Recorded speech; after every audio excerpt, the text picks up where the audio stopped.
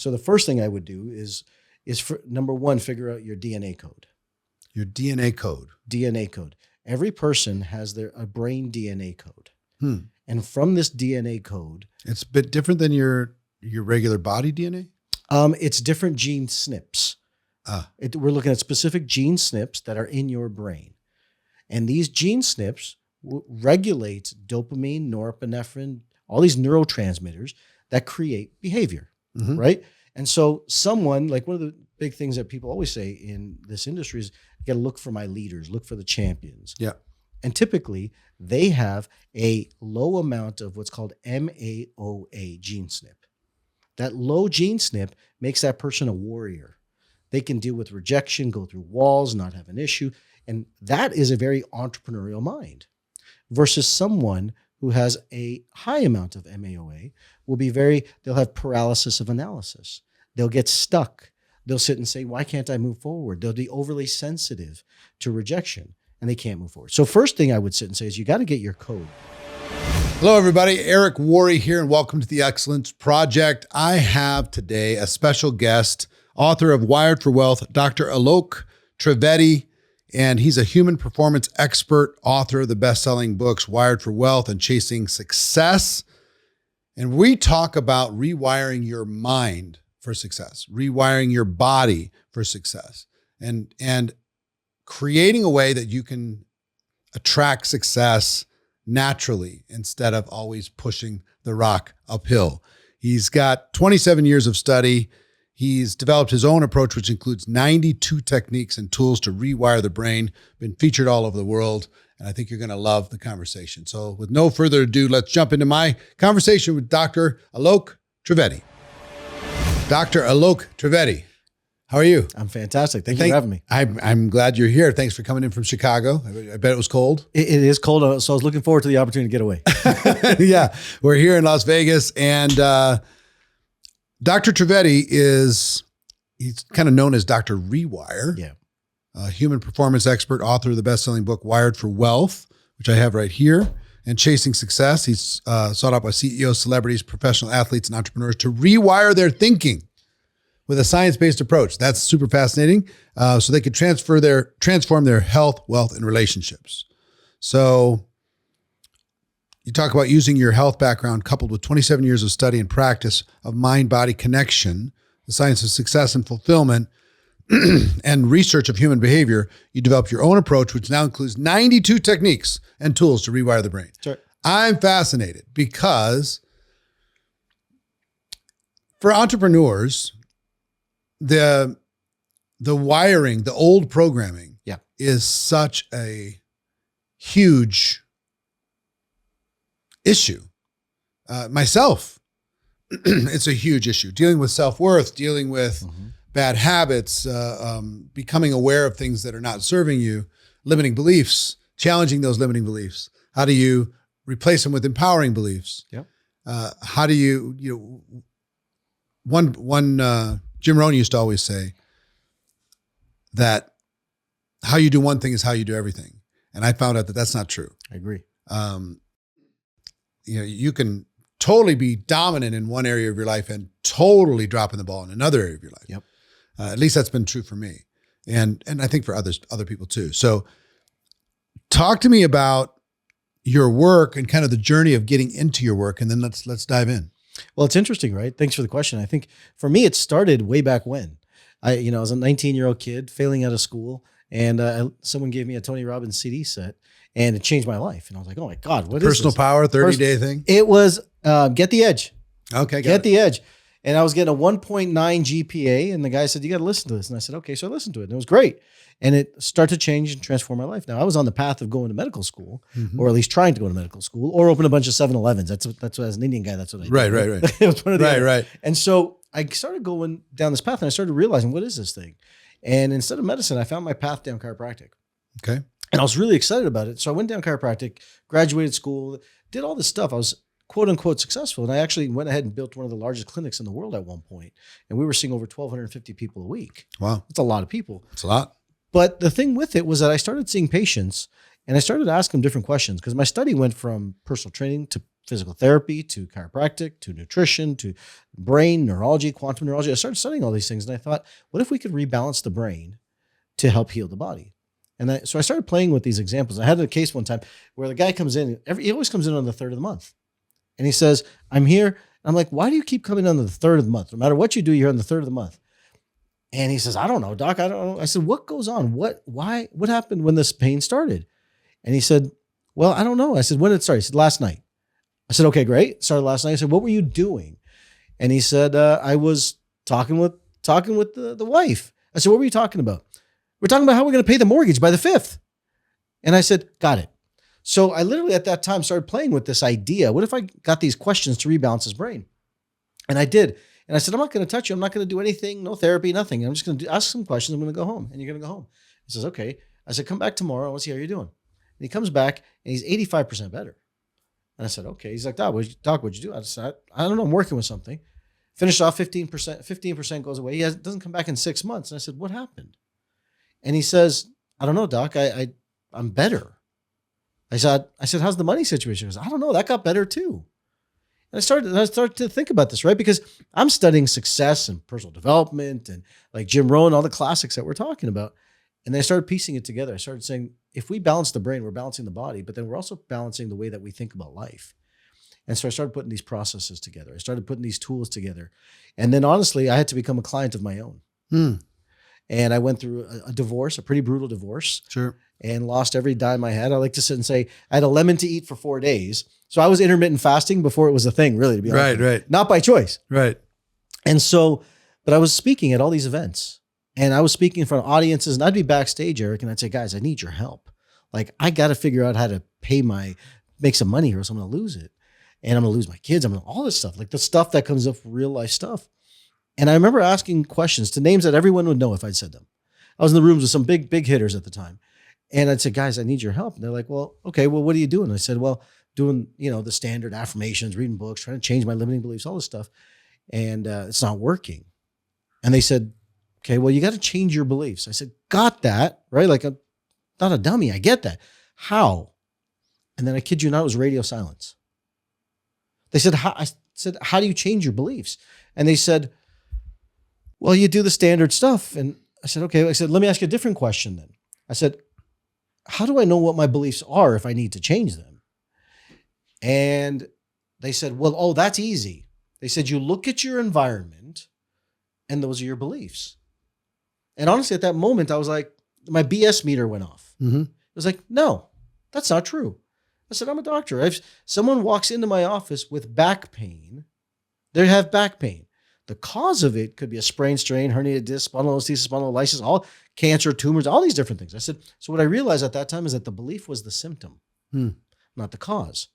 So I went home that night and I literally pulled out all my neuroanatomy textbooks, all my neuroscience textbooks. And I said, I got to figure this out because I don't think anyone else is going to come to save me.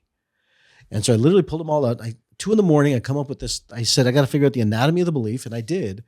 And I said, okay. And I created this belief in my life, Eric, that you could have love or money, but not both through my divorce.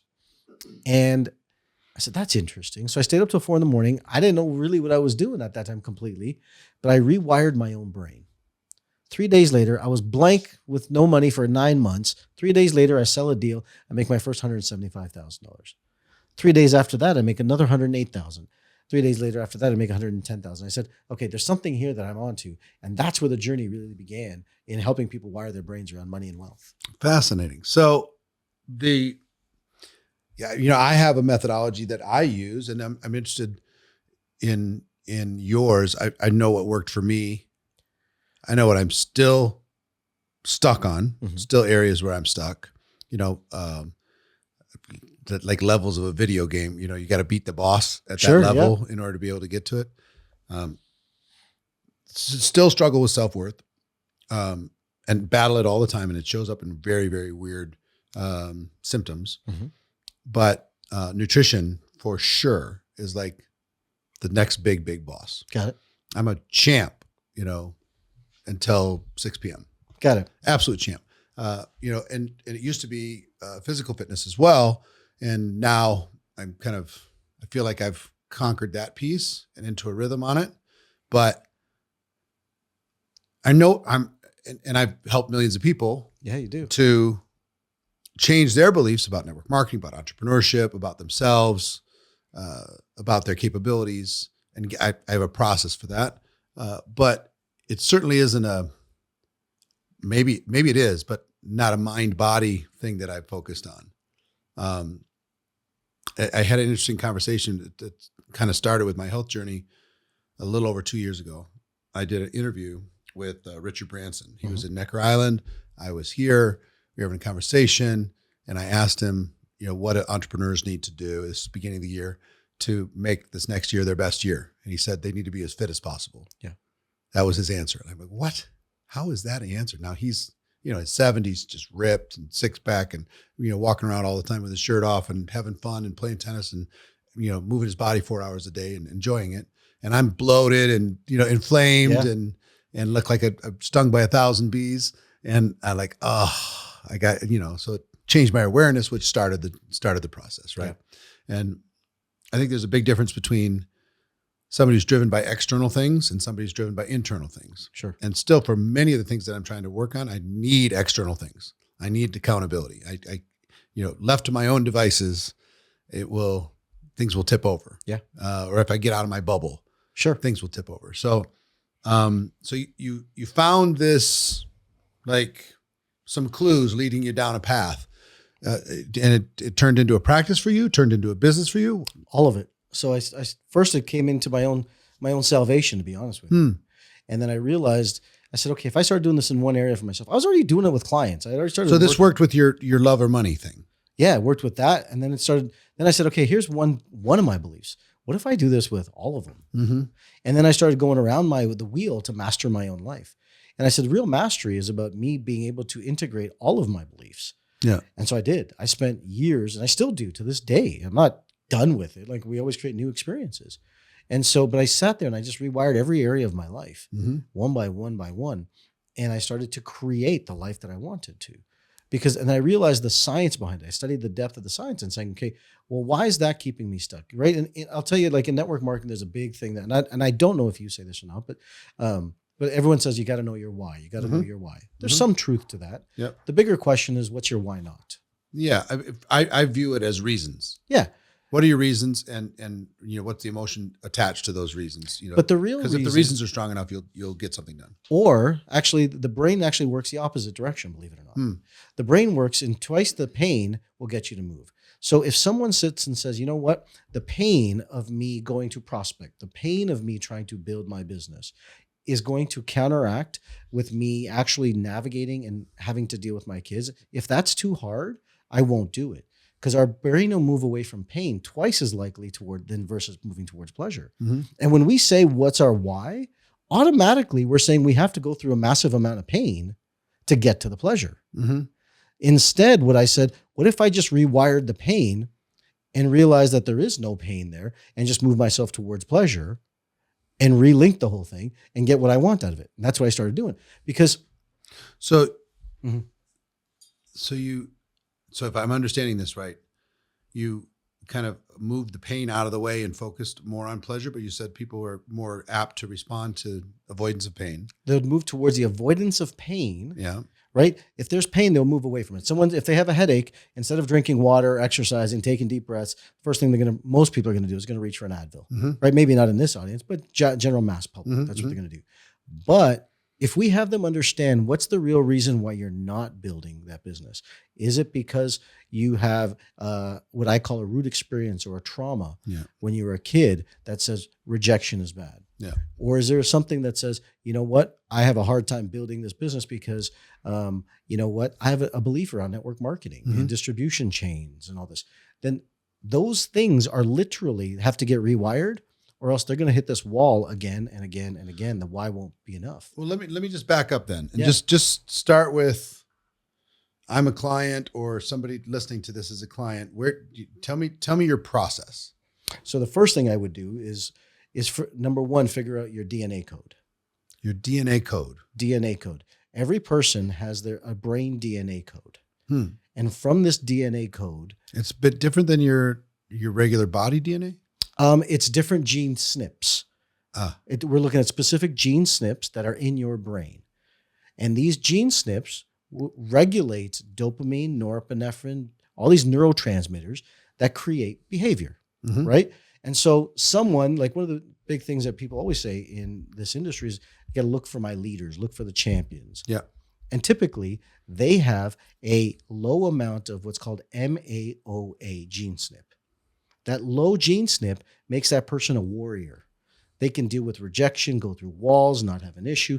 And that is a very entrepreneurial mind versus someone who has a high amount of MAOA they'll have paralysis of analysis. They'll get stuck. They'll sit and say, why can't I move forward? They'll be overly sensitive to rejection and they can't move forward. So first thing I would sit and say is you got to get your code. Second thing. So how do you do that? You take a brain DNA test. So where does a person go for a brain DNA test? We have it on the site. I'm the only person that actually in the world, as far as I know, that actually does that. Okay. So we do it. It's like a gene snip. You just take a cheek swab, you get the brain DNA test, and it gives you your report. From that, you optimize how you function. Then we find out intrinsically what is an individual's values. When we know what an individual's neurologic values are, not what they think they are, not what the world says they are, when they actually know what their real values are, then what they're going to do is be able to move forward towards the direction they want to. So how do you figure out? You figure out the gene test to figure out your brain DNA, and then how do you figure out your values? It's a whole process. It's like a 14-question process I take people through. Okay. And then we so take... the answers to the questions will kind of guide you, whether or not they're aware of it. It'll guide you to their values. True clarity of their values. I'll give you an example. I was doing this with a client, I don't know, maybe 5-7 years ago. She's like, Doc, I don't need to do this. I know my values. I have, it's God, family, business. I said, okay, great. Fantastic. And she says, all right. And so I said, just do the assignment. If you already know, you got nothing to lose. So she does the assignment and I said, okay, great. And it comes out that God is number 10, family is number 8, and business is not even on the sheet. And I said, tell me how your relationship with the guy upstairs is. And she's like, I haven't been to church in 6 months. I said, okay.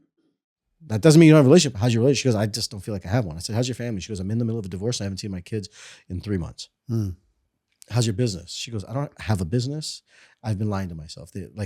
I go to the meetings. I do that. I don't have a business. I said, your values will dictate your destiny 100% of the time.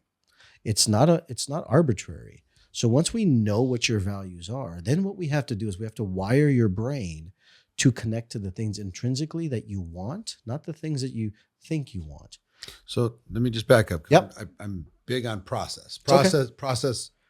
Step 1 is get your brain DNA test. Correct. How much did that cost? $300. $300. Step 2 is to go through a series of questions that will help you understand what your values are. Correct. Not what you think they are, but what they actually are. What they are neurologically. Neurologically. Yeah. And these questions somehow are proven to be able to pull that out. Okay. Where did they come from?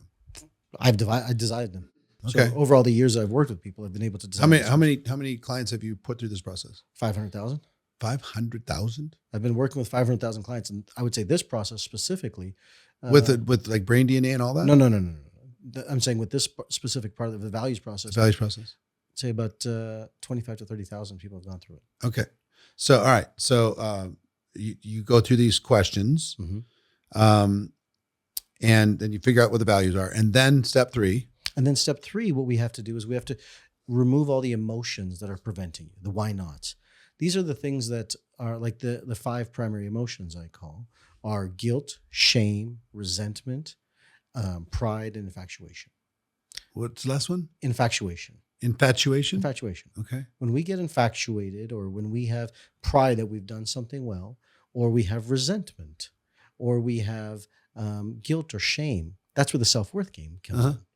These 5 emotions, what I've seen, this is anecdotal, observational. I don't have any evidence for it, but these are the 5 emotions I've seen have prevented people from moving forward.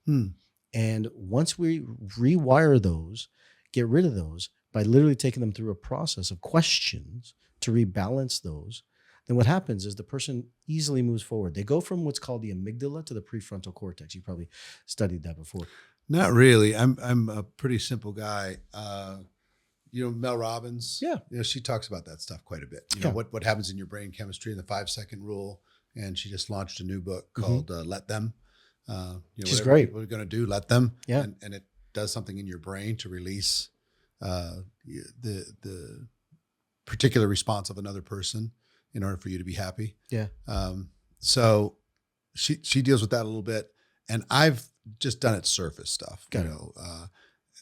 I really try to pay attention to really practical things and how can people get unstuck, because there's no more helpless feeling than feeling stuck and not knowing how to get out. And I think that's a big thing, right? Mm-hmm. Like when I started to devise this, I was there, right? I was that guy who was there. So you practice on yourself. I did myself. I practice on myself. I come up with new techniques. The reason I have 92 techniques because I'm more screwed up than probably anyone else is. I've had to figure it out for myself. So you were talking about your cortex and the brain stuff. Yeah. So what happens is that you have a part of the brain in the front of the brain called the prefrontal cortex. It's called the executive center of the brain. That part of the brain is where you're most logical. You move forward, you're mission driven, you're focused, purpose driven, and you move towards what it is. Behind sits the amygdala. This is the emotional center of the brain. And the studies have shown the people who live from their amygdala are more emotionally erratic, lower life expectancies, and are more chaotic. The people who are governed and take their emotions and bring them to the prefrontal cortex are organized, structured, can manage their life, manage their emotions towards the directions of their goals. That's what I call being unshakable at that point. And so we wire the brain to become unshakable in between in the area called... How do you tactically take somebody's emotions and get them kind of managed in this logical part of their head? It's processes. It's literally taking process. It's taking someone saying, okay, let's take this belief or take this idea, this event that happened and rewire the event. And then as they rewire the event, it no longer has that challenge inside them. And so when we're working with people, right, people deal with anxiety and stress and depression. All these things that they're holding on to become the limiting areas of their life that don't allow them to move forward. If we can, in a matter of minutes, be able to rewire those things, depending on what's the actual causes, right? Is it resentment? Is it anger? Is it guilt? Is it shame? With the right tools, and since I apply this tool to it, remove that emotion, be able to move forward, that is getting people unstuck. And that's what I call the rewiring process. It's, it's a cognitive process. It's basically a questioning process that you can take your life and be able to move yourself forward.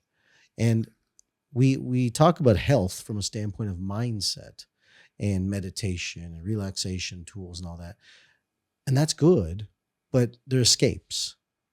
Yeah. Or the challenge that I found with them is my basic process, what I did early on is knowing that I was the asset. I needed to develop me. I needed to figure out my weaknesses in terms of what I wanted to do for my business and raise my awareness on those things. Sure. And then just put them into plan, do, review. It's just like, I need to learn, I have to change this habit. And then I make a plan, do it, review it, make another plan, do it, review it. And most of the change happened in the doing for me. Okay. So, they say your thoughts determine your attitudes determine your actions get your results. So at first I thought you had to figure out all your programming and thoughts first.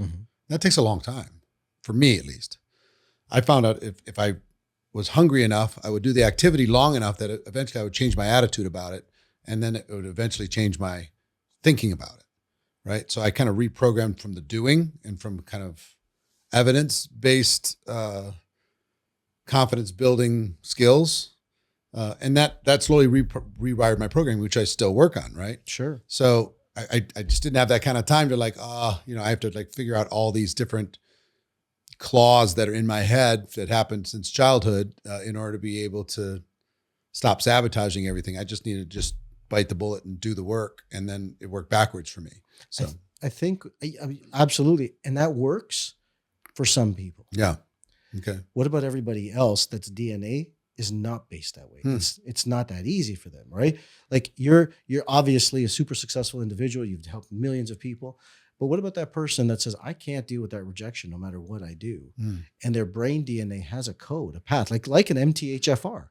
Yeah. Right? If that's the code. Really, that's really good. Because here's the thing. I grew up a people pleaser, and I really, if somebody was dissatisfied with me for any reason or rejected me for any reason, it was devastating. Sure. And when I got involved in network marketing, I realized that failure is a much better teacher than success. And it didn't even really matter what happened from an experience, good or bad. It just mattered that I learned from it. So I changed my thinking around it to kind of become friends with rejection and humiliation. Great. Because if somebody smashed me in the face, I'm going to learn way faster. I'm going to come back tomorrow better for it. Yeah. I wasn't going to let it crush me. I was going to use it. But my whole life prior to that, I let it crush me. So I don't know if it's network marketing that caused me to think differently about it, or what, or ambition, or just trying to figure out I'm going to change my life, because I would say my DNA prior to that was not at all. Maybe it was predisposed, but for whatever reason, I was a people pleaser. I needed to have an audience. If somebody, my parents didn't even need to, punish me for anything. They just had to be disappointed in me, and then I'd be a wreck. Right.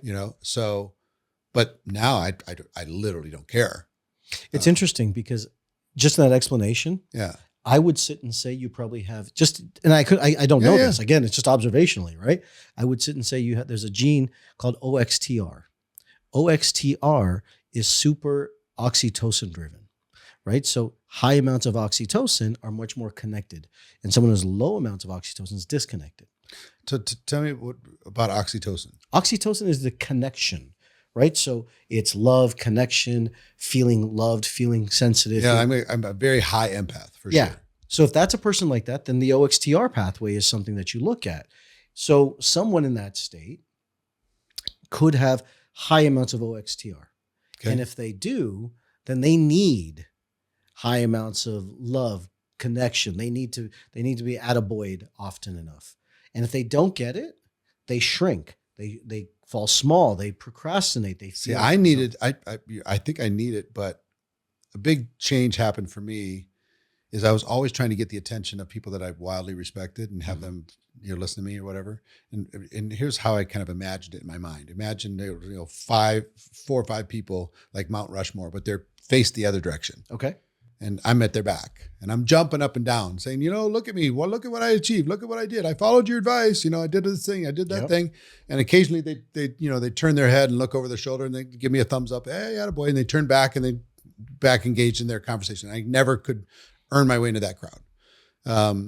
So eventually I was frustrated with it. I was just in my mind, right? If I'm doing this, I wonder if somebody's trying to do that to me. Yeah. And I just turned around, and there was is. all these people. And I That's went, right. oh, I just focus here. If I just focus on the people who are naturally attracted to me versus the people who weren't, okay. Those big shots were always going to have me in a certain category. These other people, I was a big shot. So I just turned around and engaged with them. 100%. And then those 4 or 5 eventually turned around and wanted to be part of the group because, I didn't need them as much, I guess. I don't know. But that was a kind of an interesting thing for me. So I guess I found it in different people. Well, what you did is you rebalanced your own perception. You unconsciously. Because I still wanted, Yeah. I tell people my love language is contribution. Yeah. And I live for a tap on the shoulder. You don't know me, but 5 years ago I read the book, or I was in that course, or I was on that Zoom, or I was at that event, and I changed everything. Yeah. And that makes me super happy.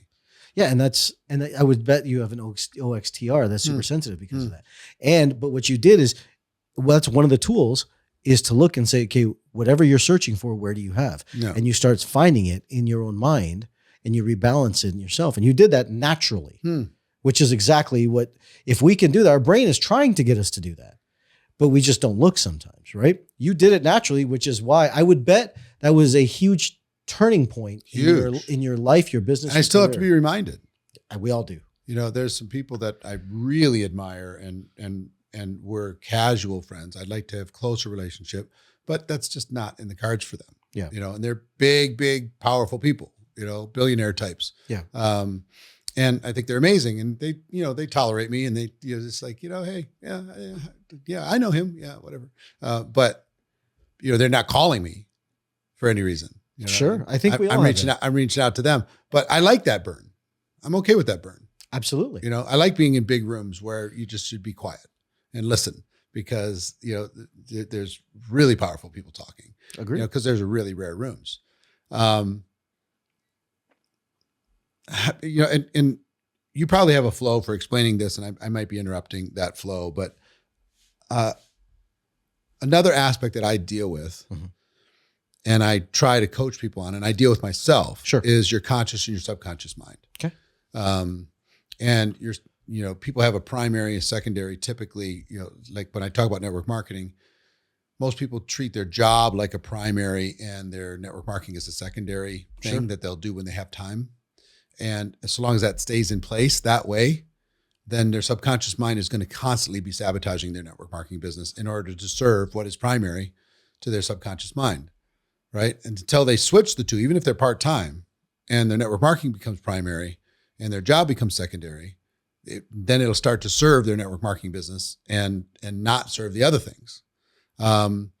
It's like, I watched this course with Steve Martin about being a comedian. And he said, if you want to be a comedian, you need to be thinking about comedy all the time. You need to be writing jokes all the time. All your friends need to be comedians. Every time you have a spare moment, you need to be studying and watching and paying attention. You need to be in the environment. Even if you're working, you know, as an employee in some place, you need to be thinking about it. Your subconscious brain is grinding thousands and thousands of 1% adjustments to lead you towards you know what is primary for you. And if it's, oh, I'm going to do this when I have time, then it's your subconscious mind is literally going to eviscerate and close every door, every opportunity that you're not even aware are being closed, but you're closing them. You're not going to see things that show up that would show up for somebody who's totally focused on that. So I've learned that just the awesome power of a subconscious mind and how careful you need to be with your self-talk, how careful you need to be with what is truly important. Like you talk about your values, what is truly important, because that's what your subconscious mind serves. And I don't know if any of what I'm saying is scientifically accurate at all. I just know that that's feels like my experience. And it's true, right? There's truth to it. If I can take it a step further. Please. So what happens is that when you actually identify your values and you remove what I call these root emotions, these root experiences, those voices that distract you go away. The subconscious doesn't need to be there. When you're living in your state. It doesn't need to be there, but isn't it always there? I actually don't, in my work and what I've realized is that Freud used to talk about the subconscious, right? Freud is the one who really stemmed that. But when you actually stem the brain and you move the amygdala to the prefrontal cortex, you move the emotions and you rebalance the emotions, those voices subside. I know, I used to live with them and I've helped thousands of clients. Those emotions go away. Those voices go away. That secondary voice in your head, which we call the subconscious. And I actually don't propose to the idea of self-sabotage or limiting beliefs because the brain is going to hold on to the belief that it needs to make sure it survives. So if, for example, someone's trying to build their business and let's say they want to make $10,000 a month, but they believe that $10,000 a month is going to cause them more pain, more harm, more agony, they will fall back to the level that they're used to, right? And it's the old saying that water seeks its own level. That identity is going to be at $3,000 or $2,000. They will make the average of what they're trying to do over the identity of where they're at. And so they'll push to try and get to that goal. And even if they break that goal once, they fall back to where they won't are. hold it, right? They won't hold it.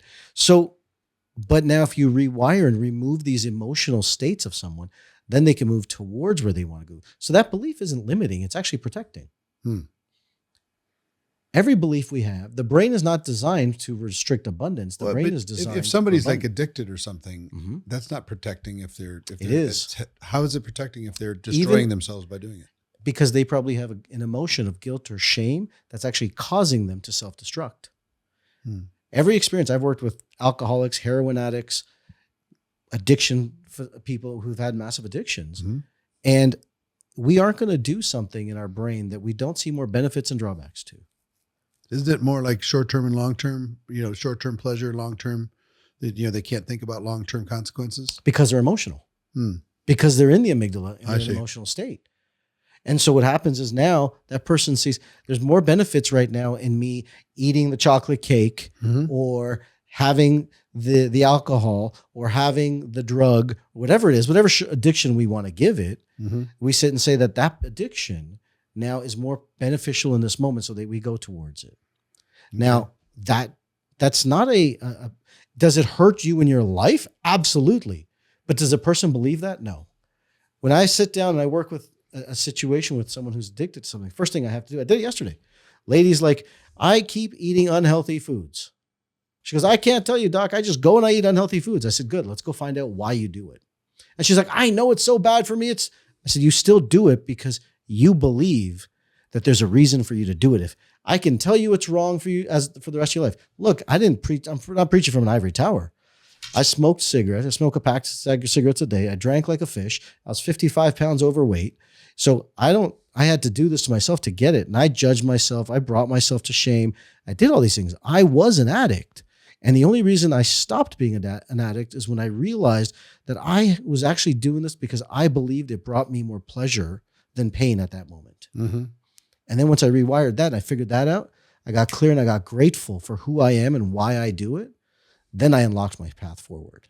Okay. All right. Well, look, I'm kind of shooting questions at you randomly. I'm sure you have a process. Is there any way that you can give people an example of how listening to this or watching this, that they could figure out one of their values? Yeah, I would sit and say, first thing I would sit and say, look at one of the simple questions I say to people is, it sounds so simple, but look at someone's Instagram or look at your Facebook page. How do you identify yourself? How do you identify yourself to the world, right? What do you spend your time doing? Literally, what do you spend your time doing? Because people will sit and say, I'm trying to build my business, but are they spending time building their business? They may not be. They may be spending time going to the gym. They may be spending time reading books. They may be spending time, spending time with their family. And they'll be beating themselves up because they think that they're trying to build their business, but they're not. But their real values are probably health, learning, and family. Mm-hmm. And so they don't grow because of that. Mm. But if we sit and say, how does building your business help your health? Okay. And ask yourself, how does that connect? And do that 50 times. Then do it 100 times. I guarantee you behavior will change. That person will begin. What do you do 50 times or 100 times? Ask yourself the question, whatever you love to do the most in the day. Uh-huh.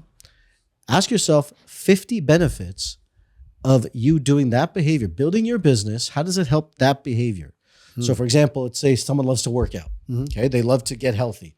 Okay, great. How does building your business, serve you to build your health?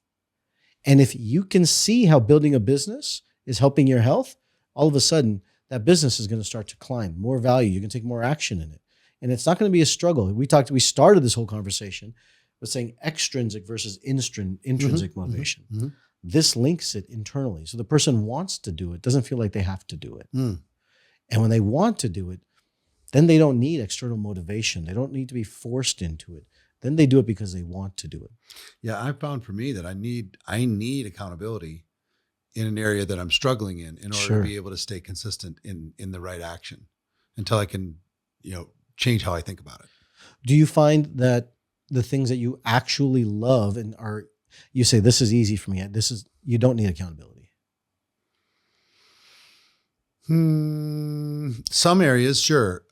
Like physical fitness, I'm enjoying getting more physically fit, but I still need accountability. And nutrition for sure, I need accountability. So if I start, in my little bubble, I'm good. As soon as I leave the bubble, I become less consistent in workouts, less consistent with food. I'll impulse, say yes to something, say no to other things. Sure. But inside the bubble, I have accountability structures built up to be able to kind of make me do what I should be doing. And I feel good about it when I do it. Yeah. But I'm really good at negotiating with myself. We all are. I'm unbelievable. We all are.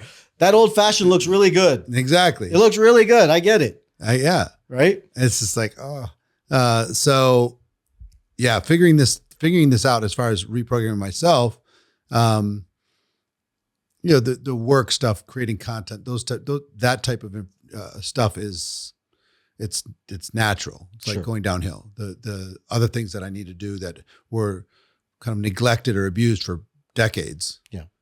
It's got old hooks in there. I'm just trying to, turn the tide. I will tell you one thing.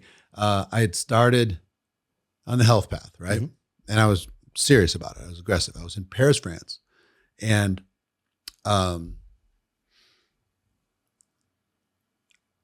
somebody complimented me. You're looking great. Good job. Well done. And I immediately went to eat. Immediately. And I went, wait, well, hold on. I'm not I bet you went for sweets. Yeah, I'm not hungry. No, it's pizza. I'm not Grease. hungry. Okay.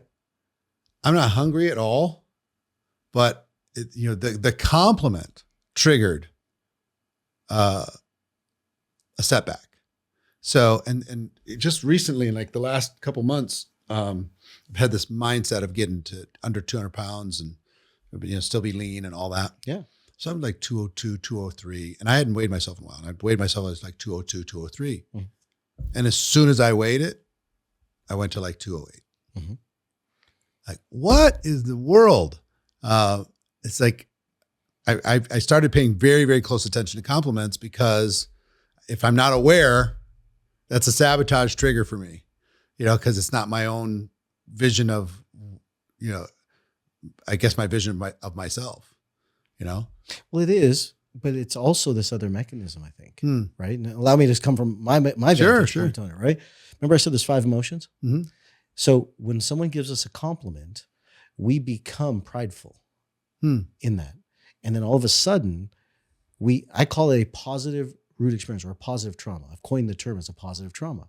So when you look at someone, if you look at their life and someone hits their high point in their business, their career, their life, they crash, Mm-hmm. right? So every time we go high, we have to come down. Our blood sugars are managed this way as well, right? Sugars go up, they got to go down. This is the game of life. I didn't create it. The guy upstairs created it. If Mhm. it goes up, it has to go down. If it goes up, it has to go down. The bigger the up, the bigger the down. The bigger the up, the bigger the down. We know this. So when we set goals, targets, and trajectories, we go dopamine, norepinephrine, dopamine, norepinephrine. And it happens in this cycle.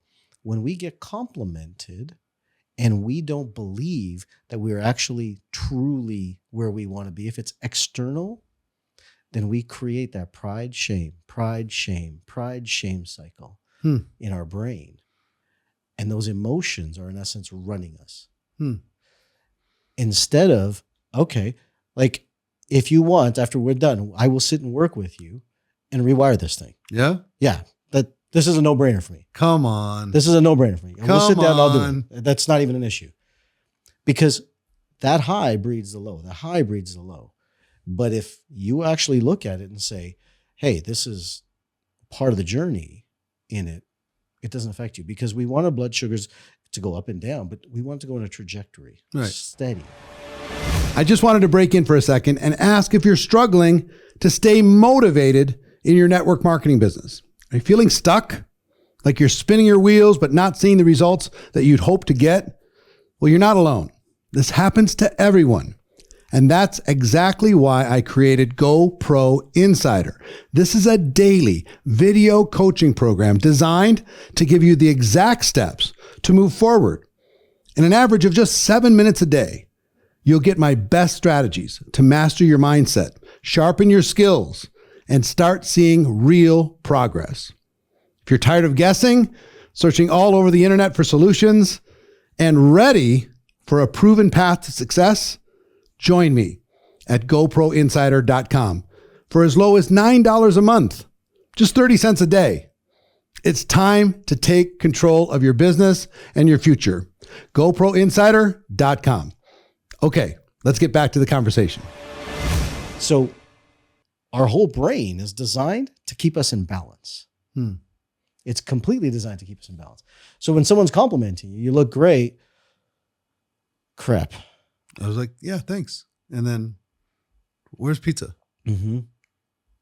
I found this in my practice a long time ago, Eric.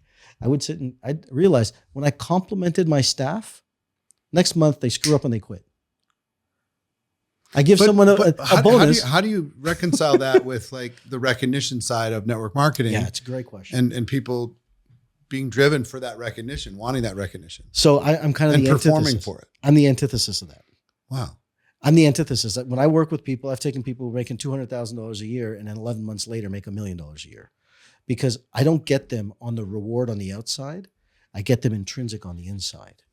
And when intrinsic. What does that mean? Meaning that they're doing it for themselves, not for the external, not for the company reward, not for the ring or whatever the prize is, right? And I know network marketing is driven on the rewards heavily. It's very level up, Yeah. competitive, recognition driven.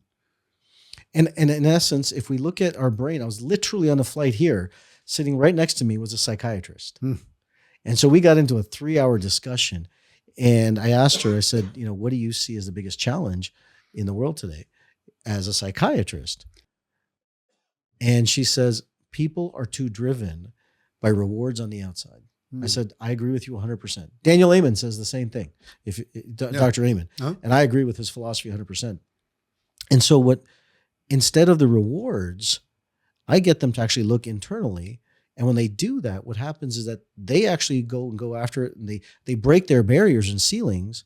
And then all of a sudden, goals that they've been trying to hit up against all this time, 19 years, 20 years later, 6 months later, they crack it. Then they crack it.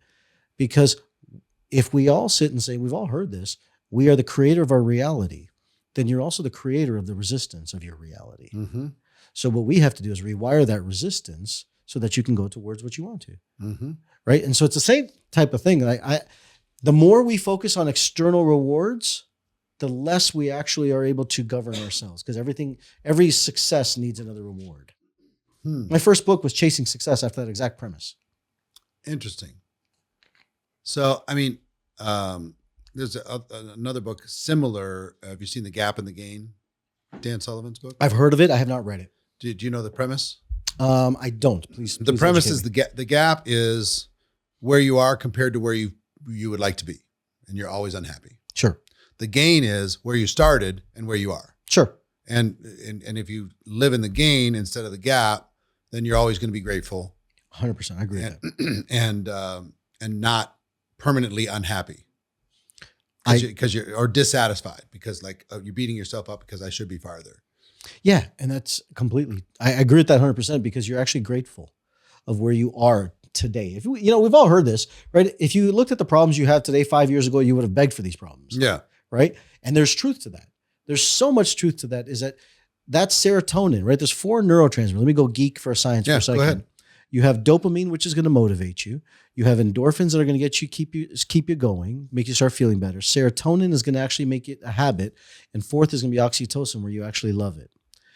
I'd like all 4, please, and in massive quantities. Is there a pill for this? I don't have one of those pills. Damn. Right? I'd like a limitless pill. Thank you. We all do.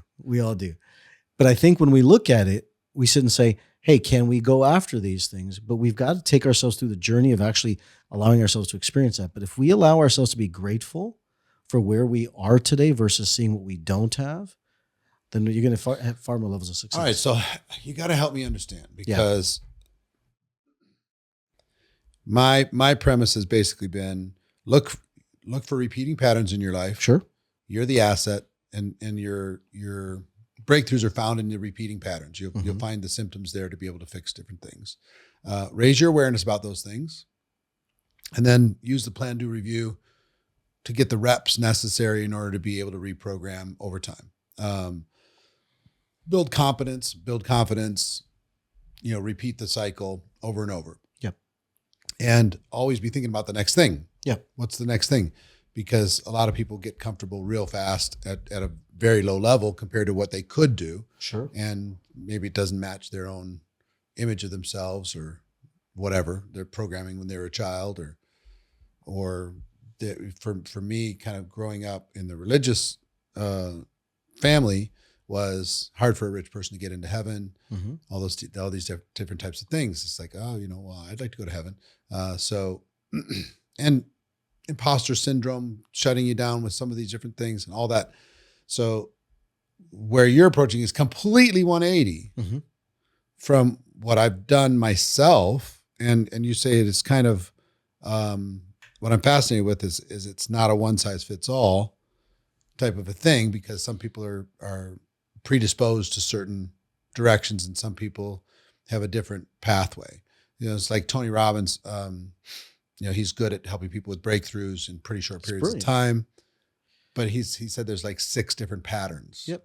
And he looks for the patterns, and once he finds the pattern, then he knows how to guide a person through to the other side if they're suicidal or whatever. Sure. So are you saying something similar, that there's basically a pattern for, you can figure out how somebody's made up pretty quickly, and then there's a prescription or a pathway to fix it? 100%. All right. So take the floor. Tell us. First, get the code. Second, get the values of the individual. Third, find the successes of the individual. Then find their failures of the individual. All of these are going to be patterns that you look for. First, you have to find out really what is the code. What are you made up of inside? Because you're not going to be able, like, I'll give you an example, right? And then I'll come back to it. Like if someone has CompT, which is the achiever's the break, if they have a low level of CompT, their brain is not going to be able to process things that are coming on in their life. Everything is going to feel like that's just hitting them all day long. Their body isn't going to rest. It's not going to relax. And what happens is that they don't actually recover, don't actually sleep, and they burn out because of that. So I'm mixing health and success in this conversation. I say there's 5 pillars in the way that we look at life. I say there's unshakable mind. You have to have an unshakable body. Say it slowly. Yep, sorry. You have to have an unshakable mind. Everything we've been talking about today so far has been the unshakable mind, right? These are all components of the unshakable mind. Then you have to have an unshakable body. Then you have to have an unshakable diet. Then comes unshakable sleep. Then comes unshakable wealth. And I'm the first doctor, or the only doctor that I know of, that says, if you don't handle the money, all of this is going to be affected, right?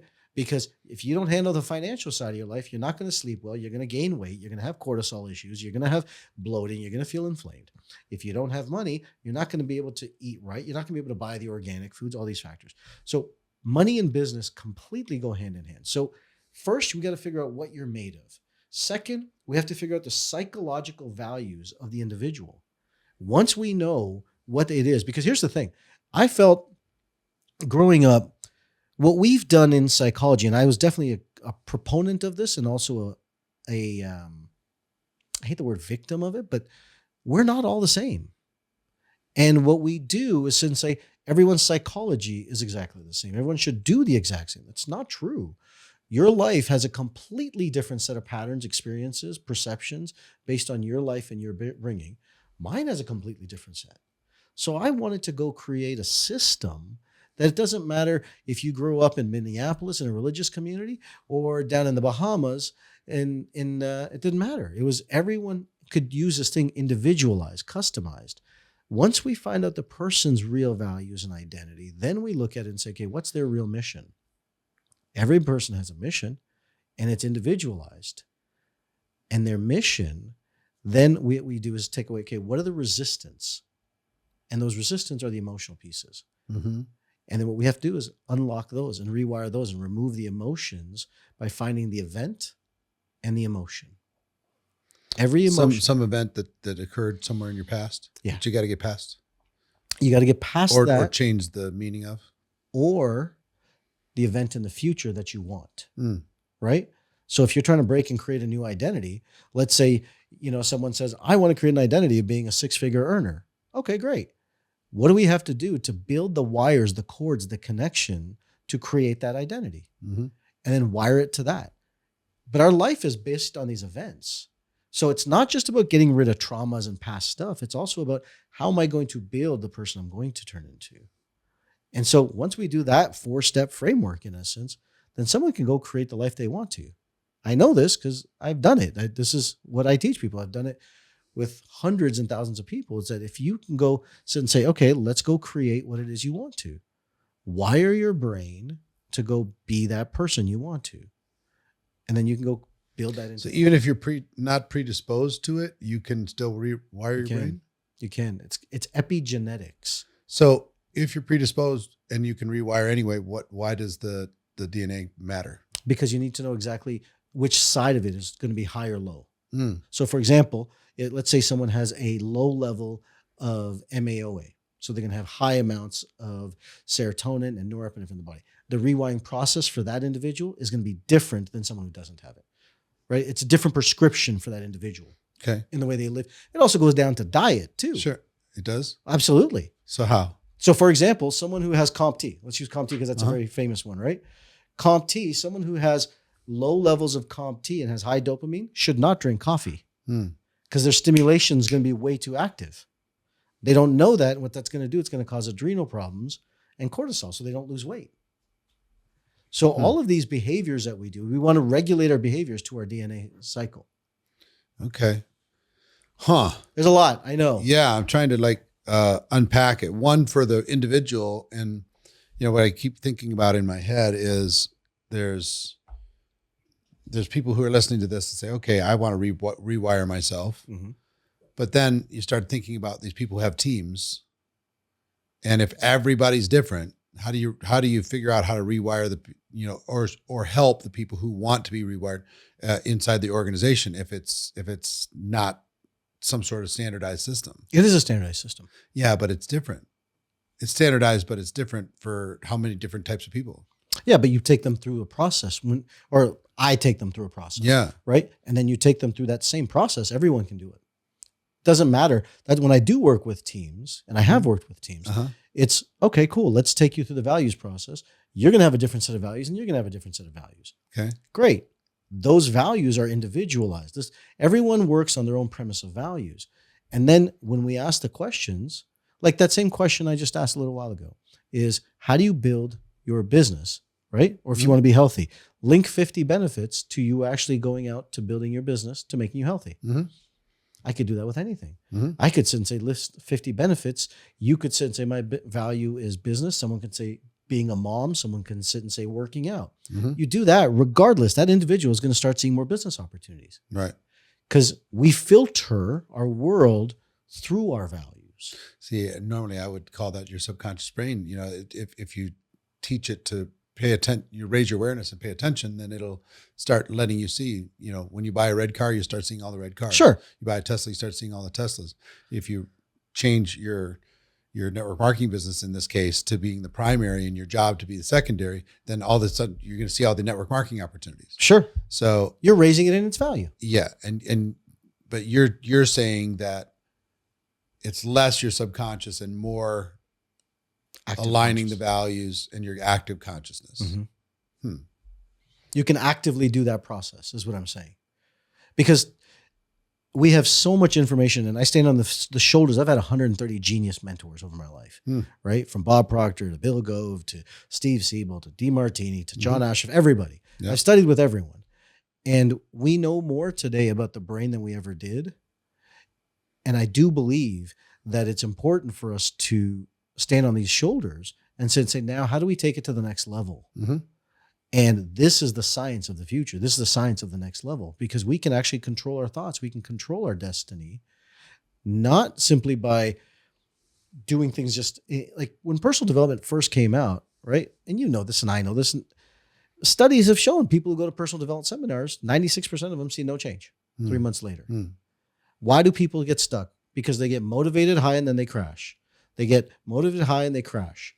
Because we're actually not changing them on the inside. We're just motivating them. Mm-hmm. Dopamine spike, crash. Dopamine spike, crash. Instead, can we create a system that says for every person that comes in, they actually build the business because they want to, because they need to on their own, rather than being forced to. Push. Exactly. Yeah. That push is what causes people to burn out. That push is what's causing dopamine fatigue. That push is causing people to get sick and adrenal fatigue. And that's not just network marketers. That's all entrepreneurs. Yeah. So how do people pull instead of push? How do they make the switch? If, they're listening to this, they want to do this on their own. Well, first thing you how want, do they do it? I would sit and say that you have to ask yourself, what is it you're really doing it for? Mm-hmm. And in the brain, I like saying it this way. I have this mechanism, and maybe this will help people, is that if you're saying you're doing something because you have to do it, it's forced. Mm-hmm. You take it from have to need to should. It's an outside external person, external entity that's making you do it. Mm-hmm.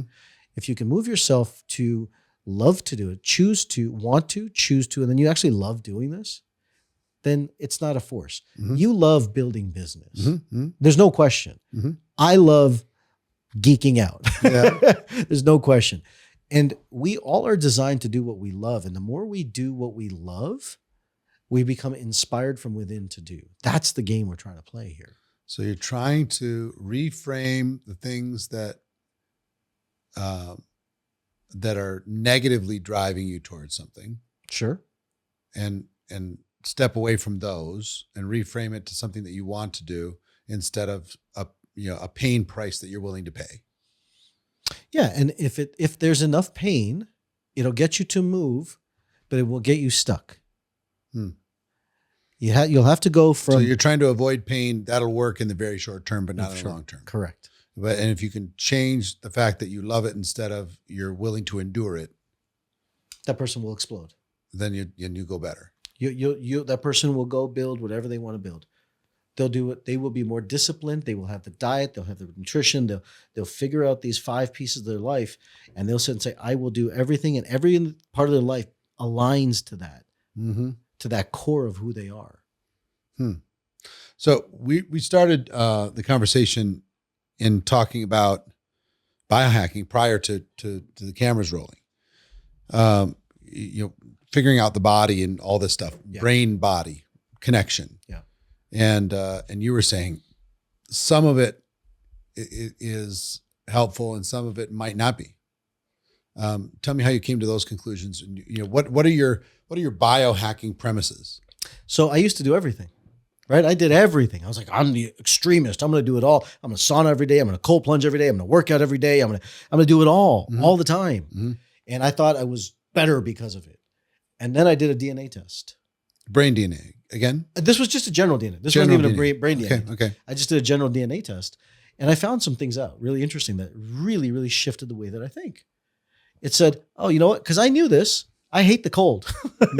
I absolutely hate the cold, but I'm there. I deal with it because I have for the last 45 years of my life." Can I talk about the hate thing? Yeah. Did you see the Andrew Huberman? He's talking about the something amygdala cortex, The anterior mid-cingulate cortex. Yeah. Yes. And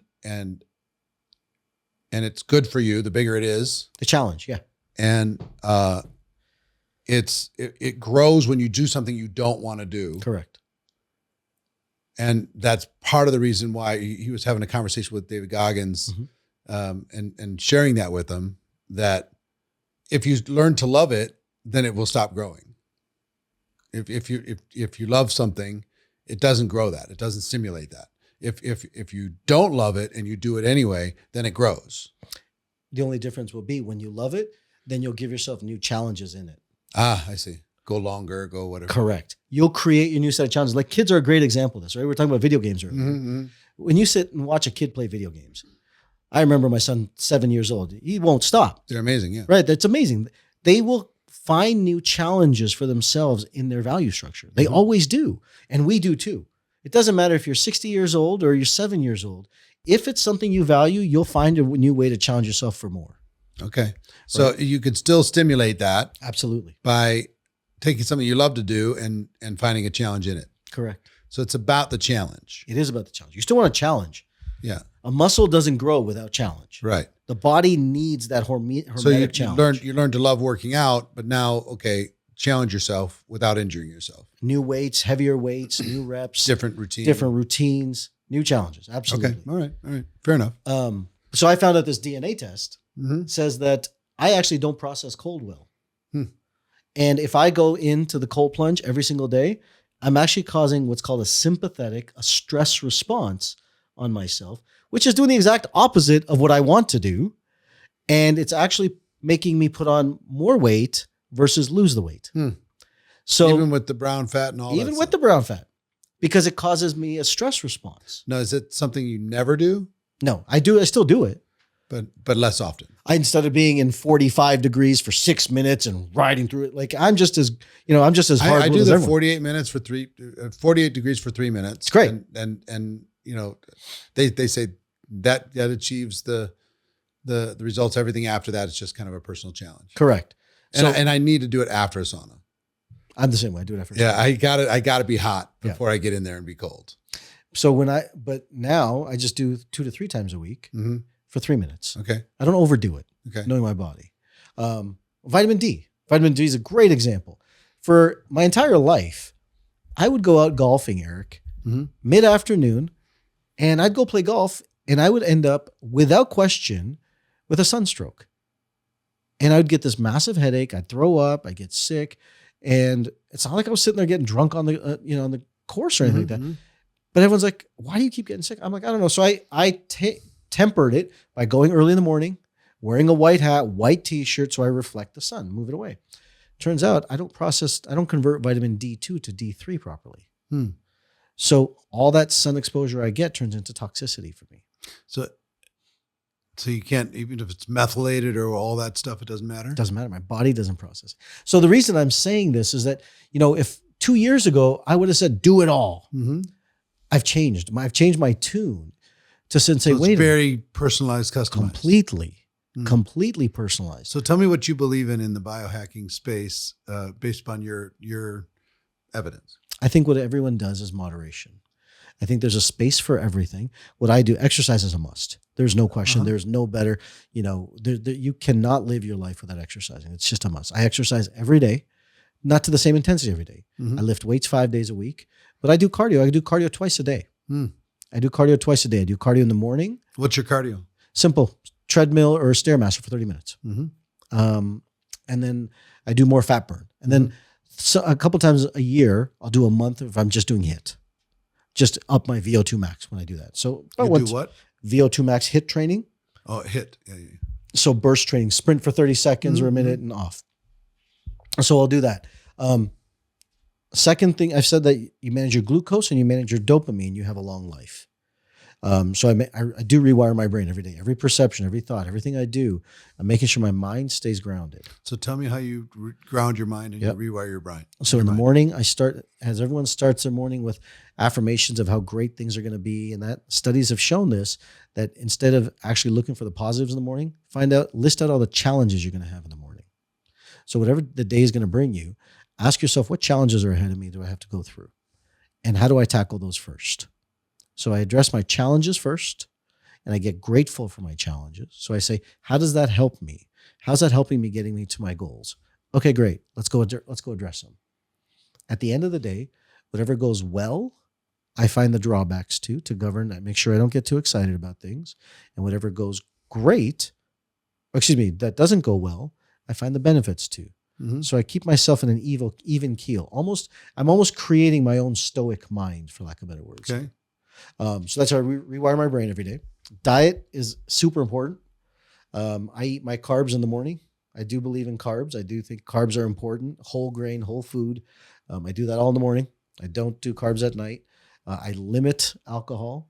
I avoid it as much as possible. And even now, if I go out, you really have to twist my arm for me to have a drink. Like I said, old fashioned, because I love old fashions, right? A tequila old fashioned is my weakness. But I'll be very conscientious. I won't if I'm going out, I like music. I like dance. So if I'm going to listen to music, I may have a cocktail where I'm going to move and sweat it out. But if I'm just sitting there with the guys or sitting there at home watching TV, I'm not going to pour a drink because I know that's just going to sit in my system. If I am going to drink, I also make sure I take dihydroberberine for my blood sugar balance. I'm also going to use something called Deliverance to help liver cleanse and remove the toxins out of my system. Those are the big hacks that I take right off the top of my head. I measure everything too. I measure macros. Like literally the lady on the plane was like, what do you have in that bag? I have oats and protein. Yeah. I measure all of it because it's easy for me to put excess calories. So easy, especially in the evening or when you're out of your bubble. What I've observed from very fit people is they eat like a bird mostly, and they're very good at pushing the plate away. It's just like eat, peck, push the plate away. I'm good. And everybody else is eating and gorging and, finishing their plate and doing all the stuff, and they just don't, and they're fine. They just have a little bit of this here, a little bit of that there, put it away. They have a little bit of dessert, they have a taste, then they push it away. Yeah. They're good. I'm finishing the freaking. We had somebody make us dinner 2 nights ago, and they made this lobster pasta, and the pasta plate was huge. Yeah. And the lobster was amazing. Sauce was amazing. And I finished it all. And I said, please, for my own sake, tomorrow, don't give me that much. Yeah. Just like, give me all you want in the protein. But when it comes to the carbs and the sauces and stuff, just less, because I'll eat it. If you put it in front of me, I'm going to eat it. Yeah. And I'm going to get some bread to soak up the juice. I mean, all of it. This is my battles, right? Yeah, I can help you with that because I know I used to live that. I don't touch pasta. You've got to really twist my arm for me to actually have pasta. I don't eat bread. Just the white stuff. Just the white stuff. But I don't eat bread at all. But white We pasta. have rice? I will have rice. Yeah. Yeah, I will have rice. White rice. Rice is it's a staple of my diet, to be honest with you. It doesn't do much for your glucose. No. So I do rice. I do a CGM about 3 times a year, What's that? like a blood glucose monitor. Okay, sure. So I'll do it 3 times a year. I don't like wearing it every day. The first time I did it, I was so paranoid. I put it and said my blood sugars kept on dropping from 80 to 70 to 60 to 50. I'm like, oh my God, I'm dying. I'm like, it was a malfunctioning unit. Oh. But I was so dumb in my own head because we build our own stories of crap. Yeah. Right. Yeah. I'm like, I told my girlfriend, look, maybe I'm diabetic. I don't even realize it. If I faint and pass out, make sure you give me orange juice. And then I called the company and they're like, no, it sounds like you have a malfunctioning unit. My girlfriend looked at me. She goes, you're an idiot. That's hilarious. When it comes to measurement, I have a Whoop. You look like you have an Aura ring. I use an ultra human ring. Ultra human ring. Mm-hmm. It's a different ring. It's a newer ring. I like its accuracy. Yeah. I like it has more in the way of stress management. So it allows me to look and see, like, for example, I'll give you an example. It looks at the daily stress level you're in, differently than Aura does. Like if I'm watching TV at night, it'll show me the stress under my body versus not having it under stress. And it'll tell me when I'm relaxed versus not. It's a very clear understanding. So I like this one better. I switched. I used to have the Aura ring. I think I still pay for the membership, to be honest with you. Yeah, probably. So do you think it helps with the measurement? Which part of it? Just measuring, recovery and 100%. HRV and strain and sleep performance. 100%. Those types of things. Maybe you can answer a question for me. And this is just for me. The rest of the audience, be patient for a second. So last night I slept, in my opinion, terrible. I was very restless. I fell asleep. Something woke me up, and then my brain. I was peaceful. I was fine, but I basically dozed in and out just very, very lightly, and then fell asleep decently around 5 a.m. Okay. Got up like 9:45. Okay. And what Whoop shows me is 98% recovery, 45 HRV, which is I normally have high 20s, 96% sleep performance. And it says I slept 7 hours and 13 minutes, 1 hour and 39 minutes of deep, and 2 hours and 6 minutes of REM. And I've been trying to work on getting my HRV higher. And this has happened a couple times when it's been a very restless night. Yeah. And recovery is huge and HRV is huge. Can you explain that to me? Because you're sleeping later into the morning where you're getting deeper sleep. Really? Because your cortisol stems early part of that 3 to 5 a.m. And so you spike that, but then your body starts. The second sleep is what the second really sleep helps me? Deeper sleep. That's what it's saying. Huh. But I will. So a second sleep. Yeah, That but makes sense. I would sit and say, I don't know what your daily routine is, right? Was it something that happened? Something startled? Was it a dream? I mean, there was some bump in the night or whatever. I don't know what it was, but it startled me and woke me up at like 12:30 or something. I will tell you, like, in my opinion, this is my opinion, not a fact, but any of these devices, your hand, your wrist, they're not as accurate. No, right? They're not going to be 100%. I think the best device out there for sleep is the 8 Sleep Pod. I have it. It's amazing. I have it. Are you a fan? I'm a fan. I'm a huge fan. 10 nights, I score 100 every night on that thing. Really? Every night. How? My girlfriend's like, how do you do that? I said, I have studied my pattern. I know that if I go to sleep between 9:45 and 10, I'm good. If I go to sleep at 10:15, I'm going to lose points. See, my HRV for last night on the 8 Sleep was 40. Typical range 25 to 30. Heart rate was 65 beats a minute. It was a little lower than normal. breath rate was in typical range. And it makes all those like, tiny adjustments throughout the night. But yeah, man, What time do you go to sleep? Late, 11 probably. And then we'll watch something or listen to a podcast or something, which is probably a bad idea. And then what time are you getting up typically? It depends. I'm a little bit jet lagged still from a trip to Korea. So, now it's set a little later. Yeah.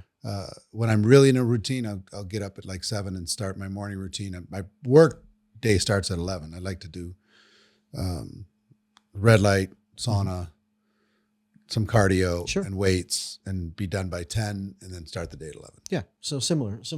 But I have found that from all the research I've done, both energetically, Ayurvedically, if I go back into the Eastern studying of health and I go study Western, I found that the ideal circadian rhythm is 10 to 6. 10 to 6. 10 to 6.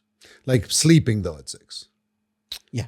So I go to sleep at 9:45. I will wake up 5:45. My quick fall asleep capability is weak. So the mind is running. I guess. Yeah, the mind is running, so therefore the heart is staying up. So you're having a hard time for the parasympathetic to kick in to drop you into that sleep state. Right. Right. Do you take any melatonin or anything like that? Melatonin works opposite for me. So it activates my brain. Okay. So there is a gene code. There's a gene break here. I guarantee it. Okay. There is a gene break that's doing that. Yeah. I take that stuff and I'm just like unhappy and wired. My dad says the same thing. I don't have a problem. I take a little bit. I take about 1 milligram or 2 every night and I'm out. Yeah. But my dad says the same thing. I take magnesium. I take glycinate. I don't know. Magnesium glycinate is typically better for bed. I actually like the best magnesium I think that I've ever seen on the market. There's a couple of people who argue it, but is the Bio Optimizers. Mm-hmm. Their magnesium I think is the best. I really like their magnesium. Okay. It's got all 7 different types of magnesium. So it's like, which one's the best? I don't know. I get them all. Right. You take perfect aminos or aminos of some sort? I did take perfect aminos, and then I stopped taking perfect aminos because I stopped fasting. What I did with my own health journey in this is that I was 55 pounds overweight, and then I started doing all this fasting, 1 a days, and I was really good. I'm disciplined. Like anybody. Like I'm rock solid. And I did, but I made myself so weak. And I was doing vegan, vegetarian, doing all this stuff. And I made myself so weak at the time that I had to start eating meat again. But then what I did is that in that process, when I lost all that muscle tissue, I made myself insulin resistant because I had nowhere to store all the glucose. So so that's when I was doing perfect aminos, and now I don't. Now I don't do any fasting whatsoever. I still take them for just to keep the muscle mass where I'd like it to be. I have 1, 2, 3 health goals. My number 1 is to get to 15% body fat. Great. And kind of stabilize there. 2 is to get under 1 pound of visceral fat. And 3 is to maintain 160 pounds of lean muscle mass. That's great. I don't want to lose any of that muscle mass. It's important. Yeah. Especially as you start getting older. Absolutely it is. So from a mind hacking and biohacking standpoint, what would you suggest I do outside of you're going to reprogram me after this on how to think about food different? Because here's what I know about myself. I'm very rebellious to structured authority. I'm rebellious against anything that I'm supposed to do. Which is why you're an entrepreneur. Which is why you're successful the way you are. If somebody tells me I can't have carbs, boy, I want some bread, whatever. So I have to really, really pay attention. If it's my idea, I'm good. But what you just said is exactly what I want to happen. Yeah. Right? I'm the same way. You tell me I can't do something, I'm going to show you I can do it. I can do it better than you thought I could. Right. Right? I get it. But what if it's just my idea that this is what I want to do? Then good. I made that decision completely. So from a mind body hacking standpoint, I would tell you that let's get the code so that we can get you to sleep at night first, number 1. Second thing I would sit and say, tell me about your diet. When do you eat? When do you not eat? I typically in the morning I'll have like an oatmeal with berries, and like a protein shake probably. Okay, good. And then right when you wake up. Yeah, pretty close after working out. So I try to get like 30 to 50 grams of protein in addition in the morning. And then early afternoon, I'll have typically like some sort of meat and rice. Correct. And then dinner is a protein, little bit of carbs and vegetables. So I would sit and tell you to do something that it's an old bodybuilder hack, but this is what these guys do. And it's so smart. It's our body can handle 30 grams of protein In a sitting, right? before insulin spike, right? So take 30 grams of protein in your breakfast, which you're doing, and then you're doing the oatmeal, you're working out. Perfect. I think that's fantastic. Then within 2.5, 3 hours later, do another 30 grams of protein with some carbs post-workout. And that's like the meat and rice. Yeah, but don't wait.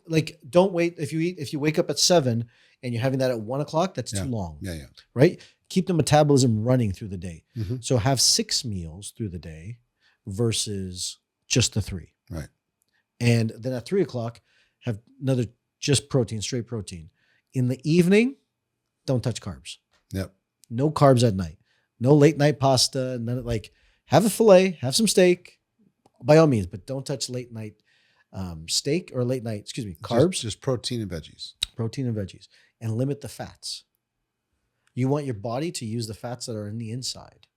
So if you're having a high fat, Healthy fats, even healthy fats, the avocados and I think it's coconut good. oils and all that. But you want your body to process your own fat and use the fat that's already in you. I have plenty. We all did, right? Like I did too, and I still do, right? So working through it. But we want our body to use that. So yes, those fats are good. I'm not saying they aren't, right? Okay. But sometimes we add the additional calories in the state of fat and don't realize it. Fats have 9 calories per gram versus carbs or protein.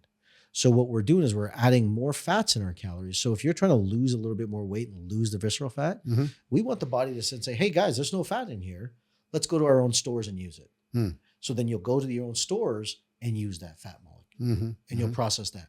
Once you get to the point where you want to, then you're going to want to put that fat back in. A couple times a week, you have a spoon of olive oil, whatnot to use to recirculate. Absolutely, completely okay. But on a day-to-day, we just want to regulate that a little bit. Got it.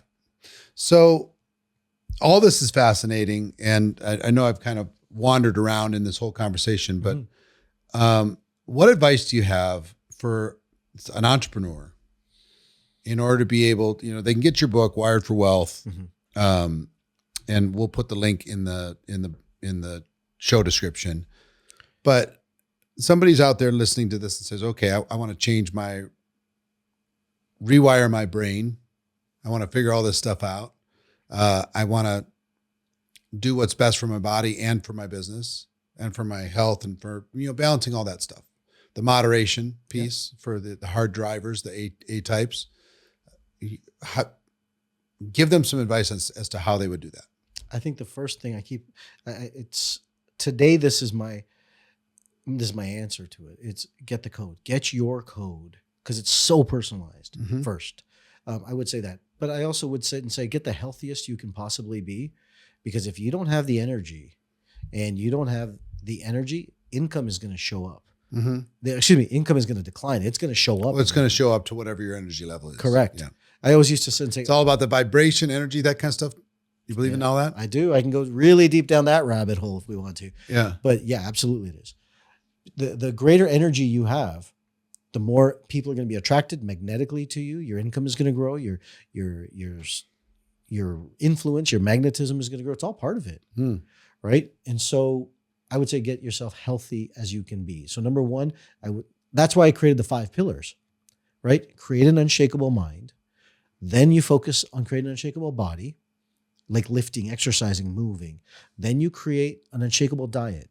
Because if you don't work out, you're not going to feel the need to have a good diet. Sleep follows that. Because if your diet isn't right and your body's not moving, you're not going to sleep well. That's a key component, right? Naturally. I'm not saying taking all the drugs and we don't have a deficiency of Ambien. And then the wealth follows. Wealth follows your energy, right? And so I would sit and say those are 5 pillars I would look at it. Get the code, get your body healthy as it can be, and then watch the money start to change. Love it. Dr. Trivedi, this has been amazing. Well, thank you. I appreciate you coming in. I appreciate you sharing this. I appreciate the book. I'm going to go through it. This is the first time I'm getting it. So I just found out that we were going to have this conversation, like just a short while ago, through my team. So I was excited about that. And, I know you're connected with some other people that are connected in my mastermind and those types of things. So, all of this is great. I really appreciate it. The whole idea of rewiring is at the foundation of everything I'm doing. So I'm going to look forward to learning as much as I can. Well, even the book is written in a format that it gives you, here's the idea, and then here's a set of exercises. It's written like a workbook. Love it. So everyone can take it, use it as a workbook for themselves. That's why I wrote it that way. Love it, love it, love it. Even as a training tool with your teams. Yeah. To be very honest with you, that's really like how it was written. It's like, okay, let's talk about this chapter. Now let's work the rewiring and do this as a team. That's kind of how I wrote that book. Love it. Wired for Wealth. I appreciate it. I appreciate you. Thanks, Eric. So that's my conversation with Dr. Alok Trivedi. If you want to get more information, check out the show notes, get yourself a copy of the book, maybe get your brain DNA figured out, start yourself down this journey. We're all in the process of learning and growing and finding out about ourselves. And we're living in an amazing time where we can find out about ourselves. There's advancements in technology, and we need to be as healthy as possible for as long as possible so we can serve our mission and our purpose. So do that. And if you got value from this, think about somebody that might also like it and share it with them. Help us spread the word. All right. So get yourself wired for wealth, unlock your brain for financial success, and I'll see you next time.